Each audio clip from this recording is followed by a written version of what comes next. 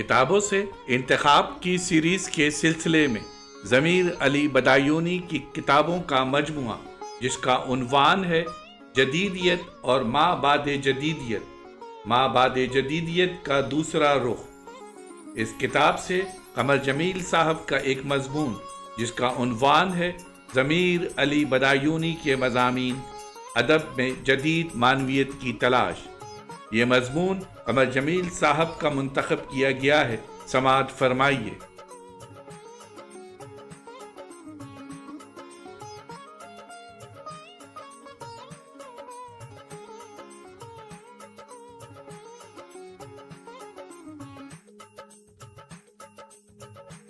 दूसरा हिस्सा समाअत फरमाइए। गुज़िश्ता से व्यवस्था। वजूदियत से ज़मीर साहब को ख़ास तौर पर दिलचस्पी थी। वो कहते थे कि सार्तर ने कहा है कि वजूद जौहर पर मुक़द्दम है। एग्जिस्टेंस प्रीसीड्स एसेंस, यानी हम पहले वजूद पजीर होते हैं, उसके बाद अपने असल जौहर का इजहार करते हैं।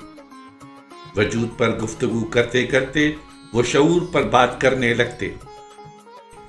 ज़मीर साहब थोड़ी सी गर्मी पैदा हो जाने के बाद कहते हैं, कमर साहब आप जानते हैं सार्तर कहता है कि इंसान नाम है शऊर का, और शऊर के मायने हैं किसी चीज़ का शऊर।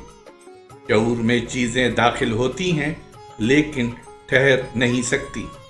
सार्तर कहता है शऊर एक खला है, गिरदाब का खला। मेरा सर चकराने लगता, लेकिन मैं अपनी परेशानी ज़मीर साहब से छुपा लेता और कहता, गिरदाब का खला? हाँ, वो कहते गिरदाब का खला एक अदम है, शऊर शय नहीं है, सिर्फ शय का शऊर है। इसलिए सार्तर इंसान को एक ऐसी हस्ती करार देता है जिससे अदम वजूद में आता है, और ये अदम है इंसान का शऊर। पूरी कायनात इंसान के शऊर की तरफ दौड़ती रहती है, लेकिन चूंकि शऊर एक खला है इसलिए कायनात शऊर में दाखिल होते ही बाहर आ जाती है। गोया शऊर मुस्तक़लन एक मतली की कैफियत नौजिया में मुब्तला रहता है। कायनात इसमें दाखिल होती रहती है और शऊर इस कायनात को उगलता रहता है। शऊर की इस कैफियत को सार्तर नौजिया कहता है, यानी मतली। सार्तर ने इसी नाम से एक नॉवेल भी लिखा है, नौजिया। ये दुनिया का सबसे मुमताज वजूदियाती नॉवेल है। एंटोनी रोकेंटिन इस नॉवेल का हीरो है। उसे अक्सर व बेशतर मतली का एहसास होता है। वो चॉकलेटी रंग की दीवार को देखकर मतली महसूस करता है। तस्मा और बकसवा देखकर भी उसे मतली महसूस होती है। वो कहता है, मुझे हर तरफ मतली महसूस होती है, मेरा वजूद खुद मतली है। ज़मीर साहब हमें बताते हैं कि इस अजीम नॉवेल के अलावा दूसरे ड्रामे और मंजरनामे भी हैं। सार्तर का थिएटर उसके फलसफियाना अफकार का थिएटर है। सार्तर के ड्रामों में यूनानी ड्रामों का तासुर और उसकी इको भी है। बाज़ मकामात पर सार्तर ने यूनानी ड्रामों की काया भी पलट दी है।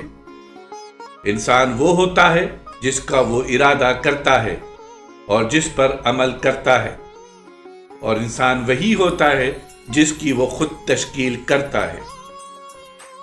गर्ज ये कि ज़मीर अली बदायूनी सार्तर की अजमत का बार बार जिक्र करते और हमें मालूम नहीं क्यों हेडिगर से मरूब रहते। हमें हेडिगर ज़्यादा ओरिजिनल मुफक्किर महसूस होता था, बल्कि ये महसूस होता कि सार्तर के अक्सर ख्यालात हेडिगर से माखूज हैं।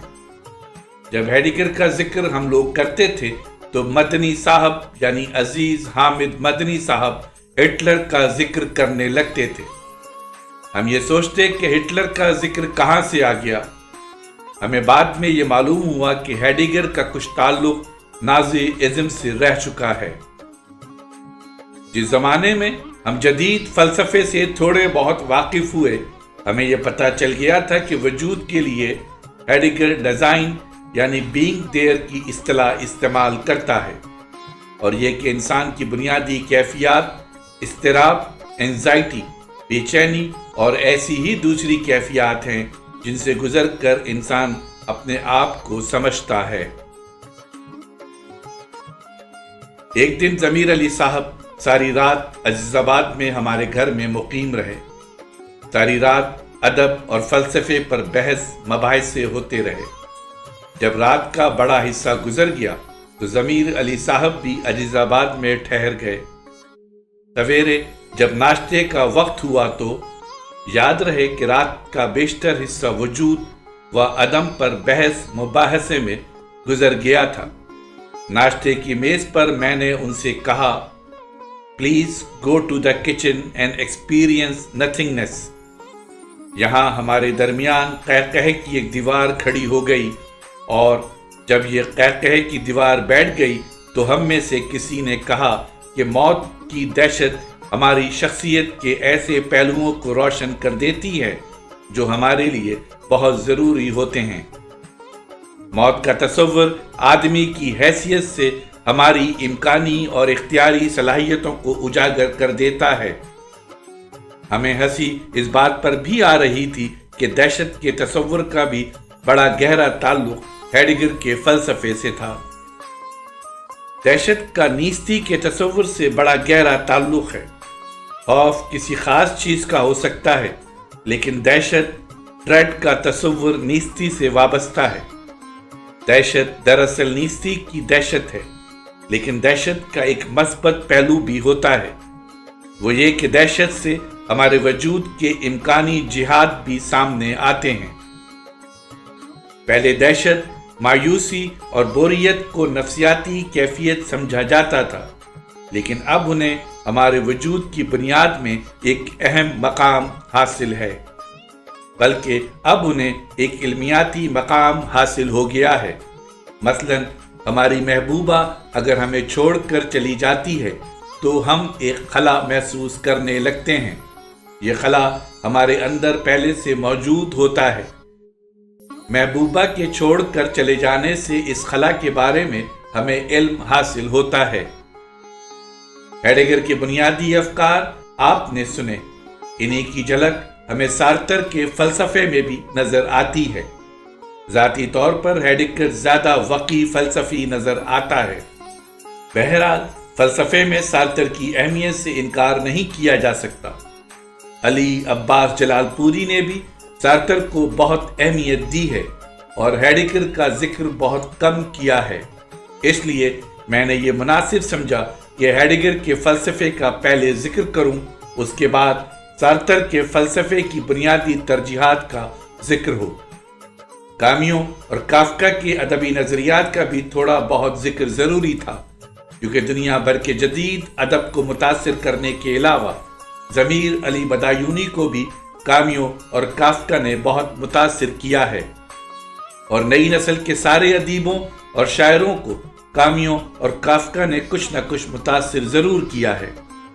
ضمیر علی بدایونی کے یہ مضامین ایک اندرونی ربط رکھتے ہیں، وہ نئی فکری دنیا کے تعارف کی حیثیت رکھتے ہیں، وہ جدیدیت، وجودیت اور ما بعد جدیدیت کا احاطہ کرتے ہیں، اور بلا شبہ اردو ادب کے دامن کو وسیع تر کرتے ہیں۔